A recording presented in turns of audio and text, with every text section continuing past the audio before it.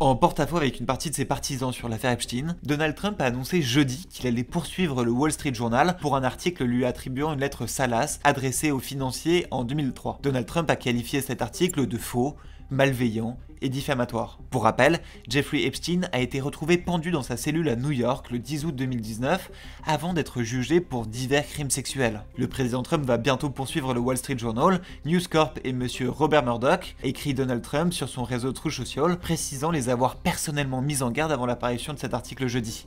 L'article du Wall Street Journal affirme que pour un livre d'or destiné à Jeffrey Epstein en 2003, à l'occasion de son 50e anniversaire, sa compagne, Ghislaine Maxwell, avait sollicité plusieurs dizaines de ses proches, dont Donald Trump, qui était alors magnat de l'immobilier. Une lettre au nom du président américain, que le journal indique avoir pu consulter, serait de caractère salace, comme d'autres dans ce livre d'or. Elle comporterait plusieurs lignes de texte dactylographiées, entourées d'un croquis de femme nue, apparemment tracé au marqueur.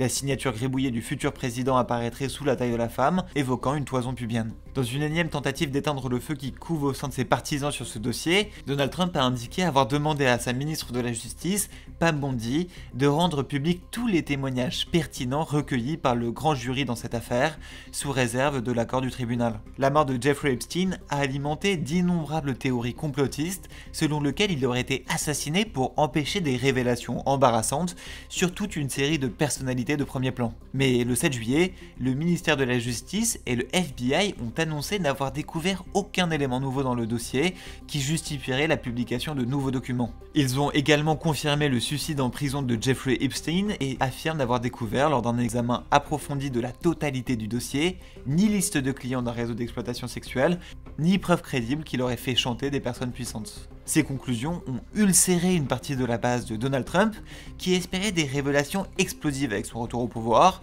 son administration s'étant engagée à lever le voile sur cette affaire qu'elle a jugée répugnante.